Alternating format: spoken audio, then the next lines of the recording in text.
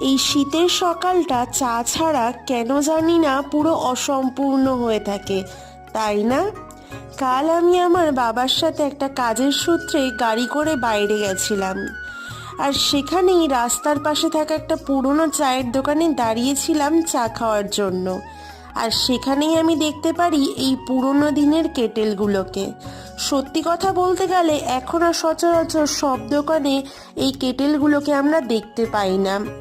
যে দোকানগুলো অনেক বছরের পুরনো বা কলকাতার দিকে অনেক দোকানেই এই কেটেলগুলোকে দেখতে পাওয়া যায়। সত্যি কথা বলতে আমি কিন্তু অনেক বাড়িতে শোকেসে কেটেল সাজিয়ে রাখতেও দেখেছি। অবশ্য সেগুলোতে অনেক রংচং করা আঁকিবুকি করা আছে। তাই ভাবলাম আজকের ক্রাফটের কাজটাতেও আমি এটাই বানিয়ে ফেলি। তাহলে তোমরা দেখে জানিও কিন্তু যে আমার কাজটা কেমন হয়েছে।